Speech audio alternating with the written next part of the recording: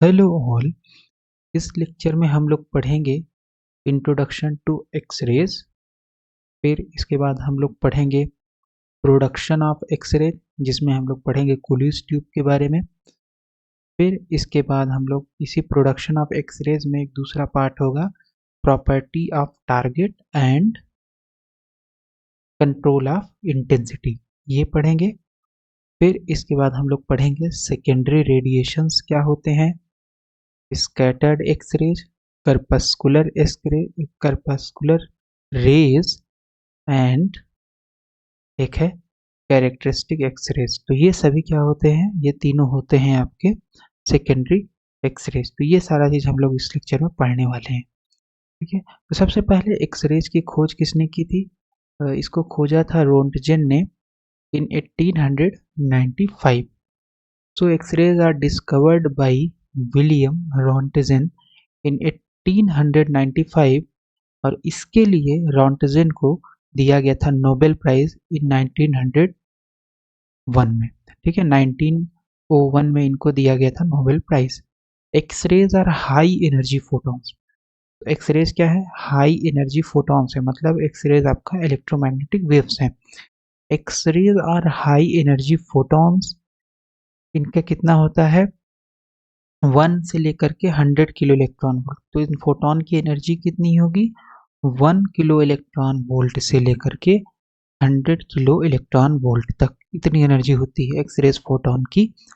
Having very short wavelength in the range 0.1 angstrom से 100 angstrom के बीच में। तो एक्सरेज की जो एनर्जी होगी वो होगी 1 से लेकर के 100 किलो इलेक्ट्रॉन वोल्ट तक। और वेवलेंथ, तो अगर हमें एनर्जी पता है तो हम वेवलेंथ निकाल सकते हैं, और वेवलेंथ पता है तो एनर्जी। तो जनरली वेवलेंथ पता होना चाहिए। तो एक्सरेज का जो वेवलेंथ होता है वो होता है 0.1 एंगस्ट्रॉम से 100 एंगस्ट्रॉम के बीच में। ठीक है, फिर जिस एक्सरेज का वेवलेंथ 0.1 होगा, तो वेवलेंथ क्या होता है एनर्जी के इनवर्सली प्रोपोर्शनल होता है। तो अगर वेवलेंथ ज़्यादा है तो एनर्जी कम होगा, और अगर एनर्जी ज़्यादा है तो वेवलेंथ कम होगा। ठीक है, यानी ये एक दूसरे के जस्ट इन्वर्सली प्रोपोर्शनल होते हैं। तो अगर हम बात करें तो हमारे पास एनर्जी बराबर होता है एच सी अपॉन लेमडा। तो एनर्जी बराबर एच सी अपॉन लेमडा। अगर एनर्जी ज़्यादा है तो लेमडा कम होगा, और अगर लेमडा ज़्यादा है तो एनर्जी कम होगा। X-rays are classified into hard X-ray and soft X-ray. तो हार्ड एक्सरे किसको बोलेंगे? ऐसे एक्सरे जिनकी एनर्जी बहुत ज़्यादा हो। तो जिनकी एनर्जी ज़्यादा होगी तो मतलब वेवलेंथ कम होगा। सॉफ्ट एक्सरेज किसे बोलेंगे? जिनकी एनर्जी कम हो। तो हार्ड एक्सरेज जो होते हैं उनकी वेवलेंथ कितनी होती है 0.1 एंगस्ट्रॉम से लेकर के 1 एंगस्ट्रॉम के बीच में। और सॉफ्ट एक्सरेज जो होंगे उनकी वेवलेंथ कितनी होगी 1 एंगस्ट्रॉम से लेकर के 100 एंगस्ट्रॉम के बीच में। तो सॉफ्ट एक्सरेज की वेवलेंथ ज़्यादा होगी, मतलब ये वेवलेंथ ज़्यादा है सॉफ्ट एक्सरेज की, और ये है हार्ड एक्सरेज की। तो हार्ड एक्सरेज की वेवलेंथ कम है, तो इसका मतलब हार्ड एक्सरेज की एनर्जी ज़्यादा होगी, और सॉफ्ट एक्सरेज का जो है वेवलेंथ ज़्यादा है, तो इसका मतलब इसकी एनर्जी कम होगी।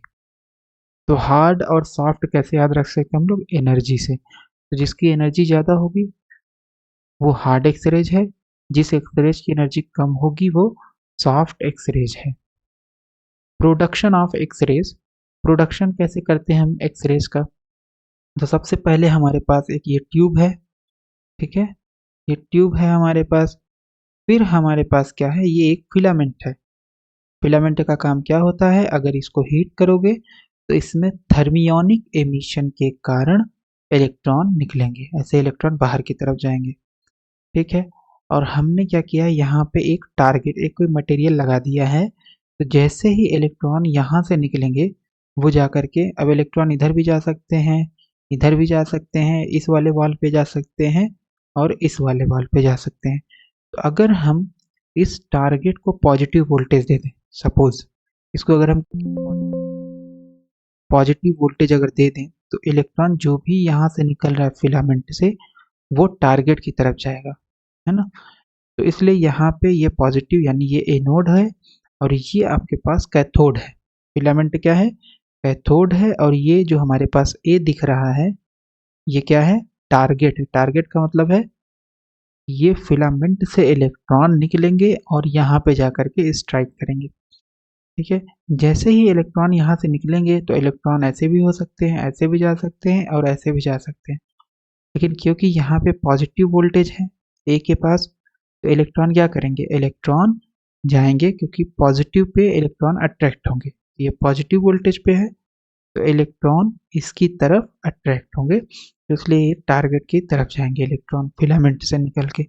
जैसे ही टारगेट की तरफ जाएंगे यहाँ पे, तो इलेक्ट्रॉन टारगेट से जैसे ही टकराएंगे तो इलेक्ट्रॉन की स्पीड बहुत स्लो हो जाएगी। और जैसे ही बहुत स्लो स्पीड होगी तो वो क्या करेगा? रेडिएशन एमिट करेगा electron in the form of electromagnetic radiation. और जब इलेक्ट्रॉन की स्पीड बहुत ज़्यादा है और अचानक से उसे रोक दिया जाए तो वो क्या करेगा? इसका मतलब हुआ कि इलेक्ट्रॉन की वेलोसिटी चेंज हुई। इलेक्ट्रॉन की वेलोसिटी पहले बहुत तेज थी, जैसे ही टारगेट पाया उसकी वेलोसिटी ऑलमोस्ट एकदम कम हो गई। तो जैसे ही इलेक्ट्रॉन की वेलोसिटी कम हुई तो इसका मतलब है इलेक्ट्रॉन की काइनेटिक एनर्जी कम हुई। का मतलब है इलेक्ट्रॉन की वेलोसिटी कम होने से इलेक्ट्रॉन एक्सिलरेट हुआ। कोई भी चार्ज पार्टिकल अगर एक्सिलरेट होता है तो वो इलेक्ट्रोमैग्नेटिक रेडिएशन जनरेट करेगा। इसका मतलब है जो यहाँ से इलेक्ट्रॉन निकला है वो जाएगा टारगेट में, जा कर के बहुत एकदम स्लो हो जाएगा। और जैसे ही स्लो होगा तो वहाँ से क्या निकलेगा? Electromagnetic radiation. और अगर माइक्रोस्कोपिक में देखें तो क्या होगा? ये इलेक्ट्रॉन है, इलेक्ट्रॉन है, ये टारगेट है, टारगेट में क्या है? एटम्स है, और एटम के अंदर न्यूक्लियस है। तो इलेक्ट्रॉन जा करके जो ये टारगेट का एटम है और एटम के अंदर न्यूक्लियस है उससे इंटरेक्ट करेगा, क्योंकि न्यूक्लियस पॉजिटिव चार्ज है, इलेक्ट्रॉन नेगेटिव है। तो वहाँ पे इलेक्ट्रॉन की स्पीड क्या हो जाएगी? कम हो जाएगी। ठीक है, तो ये हम लोग पढ़ेंगे ओरिजिन ऑफ एक्सरेज में। तो ये आपके पास न्यूक्लियस है, इलेक्ट्रॉन यहाँ से आया, ऐसे जाएगा, स्लो हो जाएगा। तो यहाँ पे आपके पास ई आई है, यहाँ पे एनर्जी ई एफ है। E F is less than E I, क्योंकि ये पॉजिटिव चार्ज है न्यूक्लियस। तो यहाँ से ये क्या करेगा? एक फोटोन निकलेगा, कितनी एनर्जी का? ई आई माइनस ई एफ का एक फोटोन निकल जाएगा, और यही फोटोन आपका क्या है? एक्सरेज है। ठीक है, तो ये इलेक्ट्रॉन फिलामेंट में निकल रहे हैं, न्यूक्लियस में जाकर टकरा नहीं रहा है, इसकी जस्ट स्पीड स्लो हो जा रही है, जिसकी वजह से एक्सरेज फोटोन निकल रहे हैं ना। एक्सरेज फोटोन यहाँ से ऐसे ऐसे निकल जाएगा। ठीक है, तो यहाँ पे फिर से देख लेते हैं, ये हमारे पास ट्यूब है और ये हमारे पास फिलामेंट है। ठीक है, तो ये नेगेटिव वोल्टेज पे है, टारगेट हमारे पास जो है वो पॉजिटिव वोल्टेज पे है। और ये जो है ये 45 डिग्री है, इस एंगल से कितना है? 45 डिग्री हॉरिजॉन्टल से बना रहा है ये टारगेट। ओके, तो ये आपका एक्सरेज यहाँ पे निकलेगा, और यहाँ पे ट्रांसफार्मर लगा देंगे इसको वोल्टेज देने के लिए, क्योंकि ये पॉजिटिव वोल्टेज होना चाहिए, नहीं तो फिलामेंट से इलेक्ट्रॉन निकलेंगे, वो जा करके इस ट्यूब के वॉल पे या कहीं इधर उधर चले जाएंगे। तो इनको फोकस करने के लिए इसको हम पॉजिटिव वोल्टेज देते हैं। ये जो इलेक्ट्रॉन निकल रहे हैं in X-ray tube, electrons emitted from cathode, ये फिलामेंट से इलेक्ट्रॉन एमिट होंगे, electrons emitted from cathode and accelerated towards the anode. किधर की तरफ जाएंगे? ए की तरफ जाएंगे। यहाँ से इलेक्ट्रॉन निकलेंगे और ए की तरफ यानी टारगेट की तरफ एक्सिलरेट होंगे, एक्सिलरेट टुवर्ड्स द एनोड यानी टारगेट। और जैसे इधर एक्सिलरेट होंगे तो इनकी स्पीड क्या होगी? स्लो होगी। ठीक है, यहाँ पे बहुत तेजी से जाएंगे, जाके इसे टकराएंगे, जैसे टकराएंगे इसकी स्पीड इलेक्ट्रॉन की क्या हो जाएगी? स्लो हो जाएगी। और इलेक्ट्रॉन की स्पीड स्लो होने का मतलब एनर्जी का लॉस हुआ। और कभी भी इलेक्ट्रॉन अगर बहुत स्पीड में है, ऐसे से जा रहा है और ऐसे यहाँ पे रोक दिया गया, तो ये क्या करेगा? इस पॉइंट पे इलेक्ट्रोमैग्नेटिक रेडिएशन जनरेट करेगा इलेक्ट्रॉन। और इस प्रोसेस को बोलते हैं, जब इलेक्ट्रॉन बहुत स्पीड में हो और अचानक से उसे रोक दिया जाए, तो इसको बोलते हैं ब्रेमस्टालम। इस प्रोसेस को क्या बोलते हैं? ब्रेमस्टालम प्रोसेस। इलेक्ट्रॉन की स्पीड बहुत तेज है और उसको हमने अचानक से रोक दिया कोई टारगेट दे करके, जैसे कि इस केस में हो रहा है। इलेक्ट्रॉन की स्पीड बहुत ज़्यादा है, जैसे इस टारगेट के पास आएंगे, टकराएंगे, तुरंत रुक जाएंगे। रुकेंगे जैसे ही, तुरंत क्या करेंगे, इलेक्ट्रॉन अपनी energy in the form of X-rays बाहर की तरफ निकाल देगा। ठीक है, तो इस प्रोसेस को, जिसमें कि इलेक्ट्रॉन की स्पीड बहुत ज़्यादा होती है और अचानक से उसे रोक दिया जाए, इस प्रोसेस को ब्रेकिंग ब्रेकिंग ऑफ इलेक्ट्रॉन या ब्रेमस्ट्रॉलिंग बोलते हैं। ठीक है, देख लेते हैं। स्लो डाउन और undergo braking due to strong electrostatic interaction of nucleus. तो ब्रेकिंग क्यों हो रहा है? अगर हम इस टारगेट की बात करें, इसमें एटम है, एटम के अंदर न्यूक्लियस है, तो ये इलेक्ट्रॉन जैसे ही इधर आएगा तो एटम का जो न्यूक्लियस है उनसे इंटरेक्ट करेगा। तो ये पॉजिटिव चार्ज पहले तो बहुत स्पीड में जा रहा था, लेकिन न्यूक्लियस इसको अपनी तरफ खींचने का प्रयास करेगा, जिसकी वजह से इसकी स्पीड पहले ऐसे जा रहा था, फिर जैसे न्यूक्लियस पास आएगा धीरे धीरे मूव करने लगेगा। तो ये एनर्जी इसकी in the form of X-rays निकलेगी, जो एनर्जी कम हुई, है ना। तो इसी प्रोसेस को बोला जाता है ब्रेकिंग ऑफ इलेक्ट्रॉन या ब्रेमस्ट्रॉलिंग। इन दिस प्रोसेस, यानी इलेक्ट्रॉन टारगेट का जो न्यूक्लियस है, यानी टारगेट के जो एटम के अंदर न्यूक्लियस है, उसके द्वारा जो स्लो डाउन हुआ है, इस प्रोसेस को बोला जाता है, in this process electron loses some energy. Electron अपनी कुछ एनर्जी खो देगा।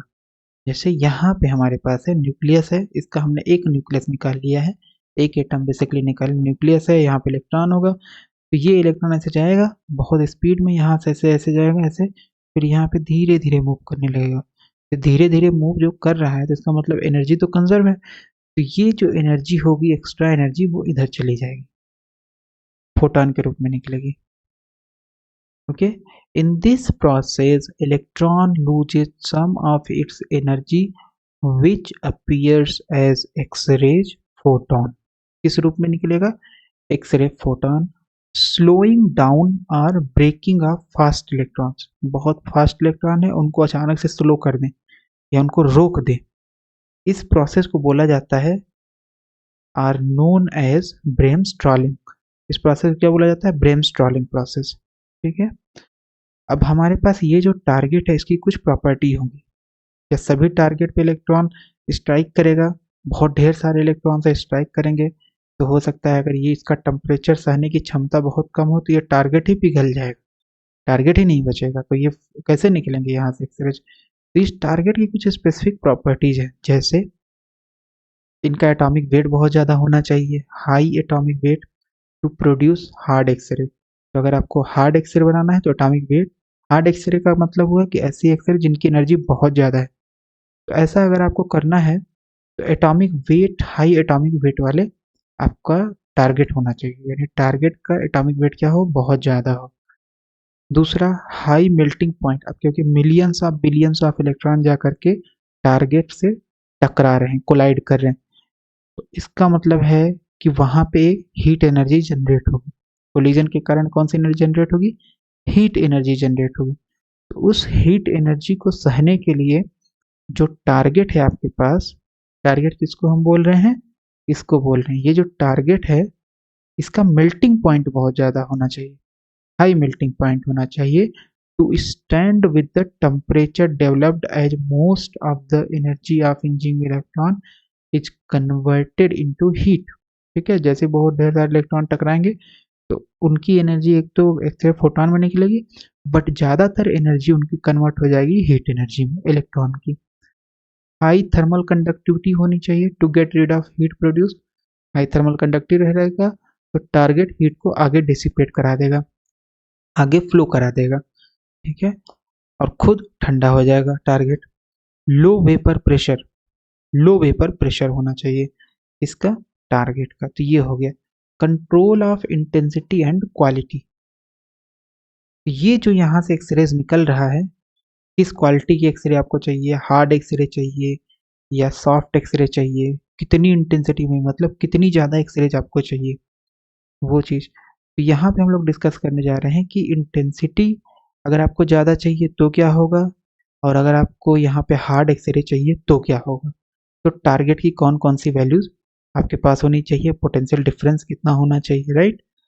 Control of intensity and quality, quality of what, quality of X-rays. The quality of X-rays का मतलब है कि एक्सरेज का एनर्जी बहुत ज़्यादा होना चाहिए।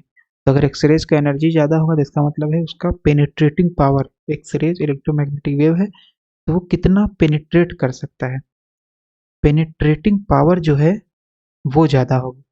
क्वालिटी ऑफ एक्सरे जब ज़्यादा एनर्जी होगी तो ज़्यादा दूर तक ट्रेवल करेगा।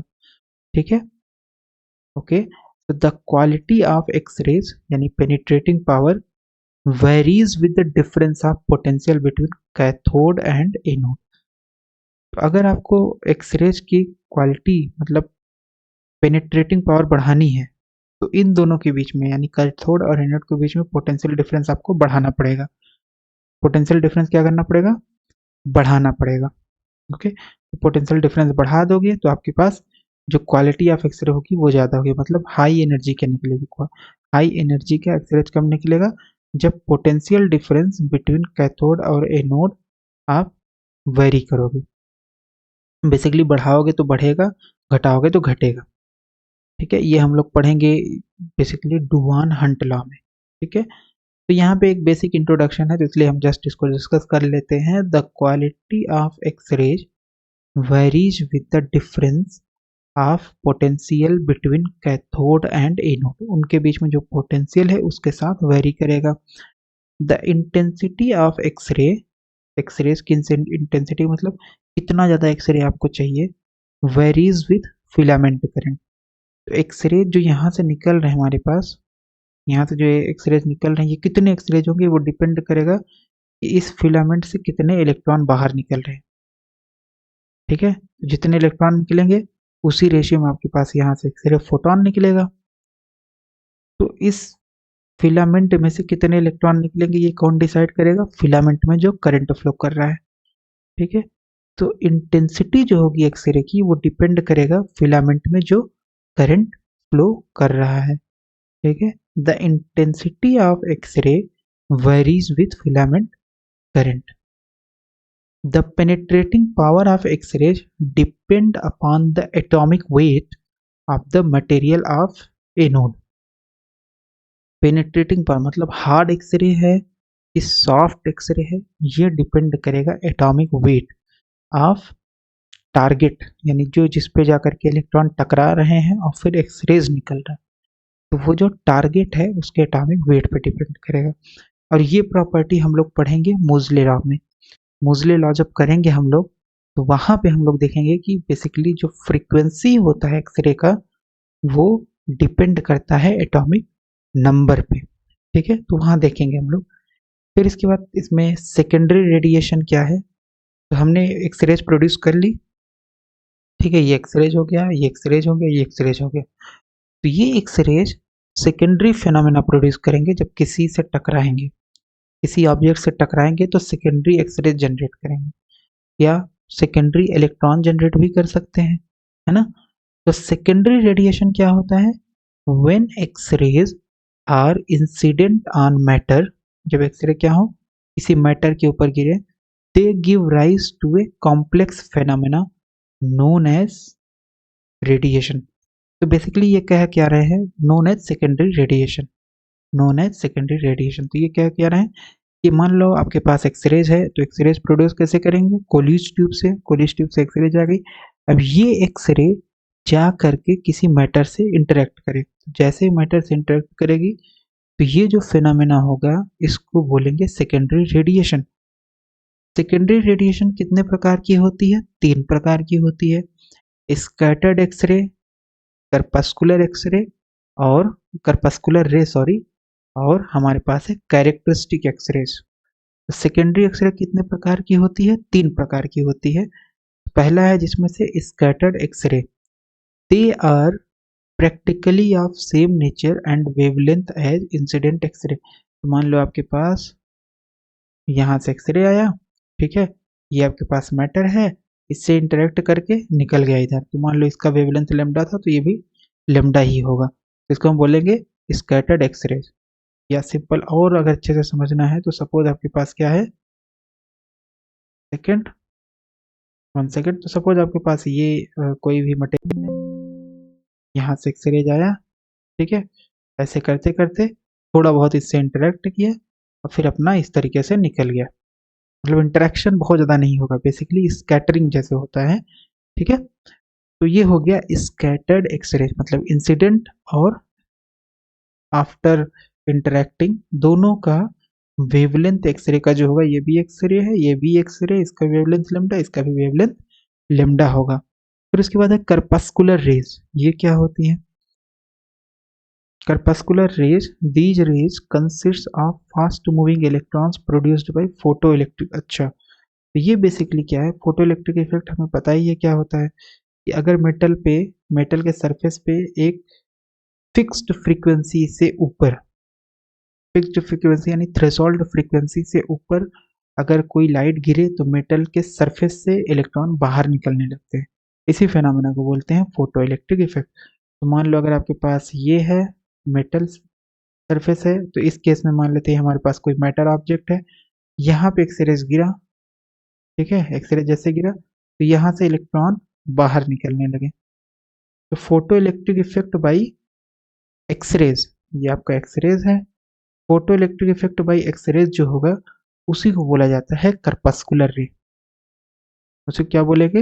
ये जो इलेक्ट्रॉन निकल रहा है ड्यू टू एक्सरेज, इसी को बोलेंगे corpuscular rays. The properties of these rays depend on incident X-rays but independent of scattering substance। तो चाहे ये हो स्कैटर्ड एक्सरे हो, ये भी इंसिडेंट वेवलेंथ सेम था इंसिडेंट के, और आफ्टर इंटरैक्टिंग करपस्कुलर की बात करें तो ये रेज भी डिपेंड करेगा इंसिडेंट वेवलेंथ पे, कि जो आपके पास एक्सरेज है उसकी वेवलेंथ कितनी है। ठीक है, सब्सटेंस पे डिपेंड, इस पे नहीं डिपेंड करेगा। ये जो आपके पास दिख रहा है इस पे नहीं डिपेंड करेगा, डिपेंड करेगा इस पे। ठीक है, ये एक्सरेज कितने वेवलेंथ की आई है इसके ऊपर डिपेंड करेगा कि ये इलेक्ट्रॉन जो है, जो आपके पास फास्ट इलेक्ट्रॉन निकल रहे हैं जिनको हम करपस्कुलर रे बोलते हैं, इनकी प्रॉपर्टी क्या होगी। ठीक है, करपस्कुलर रे की प्रॉपर्टी डिपेंड करेगी इंसिडेंट एक्सरे पे, ना कि टारगेट पे। ठीक, फिर हमारे पास आता है characteristic X-ray, most most important. इसमें क्या होता है, इसमें आपके पास जो आपके पास एक इंसिडेंट है, एक इंसिडेंट के बाद है। ठीक है, सेकेंडरी जिसको हम बोलते हैं, जो सेकेंडरी एक्सरेज होगा इसमें, यानी एक इंसिडेंट एक्सरेज हुआ, इंसिडेंट के बाद एक्सरेज एक हुआ, तो जो सेकेंडरी एक्सरेज होगा उसकी प्रॉपर्टी इंसिडेंट के ऊपर डिपेंड नहीं करेगी, ये डिपेंड करेगी टारगेट के ऊपर यानी सब्सटेंस के ऊपर, जिससे आपका ये इंसिडेंट वाला इंटरेक्ट किया है। सपोज ये आपके पास है एक्सरेज, इस तरीके से आई इंसिडेंट एक्सरेज है, यहाँ पे मान लो आपके पास टारगेट है, इस टारगेट से एक्सरेज इंटरेक्ट करके ये दे दी सपोज कैरेक्टरिस्टिक एक्सरे। ठीक है, तो ये मान लो आपके पास टारगेट का नाम दे देते हैं, ये मान लो ये लेमडा डैश हो गया, ये लेमडा हो गया, तो lambda dash depend on A. Lambda dash किस पर डिपेंड करेगा? ये जो होगा कैरेक्टरिस्टिक एक्सरे, ये डिपेंड करेगा ए पे, लेमडा पे डिपेंड नहीं करेगा। कैरेक्टरिस्टिक इसीलिए इसका नाम ही है, क्यों? क्योंकि ये टारगेट के प्रॉपर्टी के बारे में बताएगा, या टारगेट के कैरेक्टरिस्टिक के ऊपर डिपेंड करेगा ये जो एक्सरेज निकलेंगे। The wavelength of characteristic X-rays is equal to or less than incident X-rays. तो लेमडा डैश इक्वल हो सकता है इसके, या इससे लेस हो सकता है। लेमडा डैश इक्वल हो सकता है या लेस हो सकता है। ठीक है, तो लेमडा डैश इक्वल हो सकता है या लेस हो सकता है इंसिडेंट, तो इंसिडेंट वेवलेंथ को हम लोग लेमडा से डिपेंड कर रहे हैं, और ये आपके पास है कैरेक्टरिस्टिक एक्सरेज की वेवलेंथ लेमडा डैश से डिपेंड कर रहे हैं, रिप्रेजेंट कर रहे हैं हम लोग। Okay, it depends on characteristic of substance. तो जिससे ये वाली एक्सरे टारगेट से टकराई है, तो लेमडा डैश इस टारगेट की कैरेक्टरिस्टिक पर डिपेंड करेगा, और लेमडा डैश लेमडा के ऊपर डिपेंड नहीं करेगा, independent of primary X-ray wavelength, तो इसके ऊपर ये डिपेंड नहीं करेगा।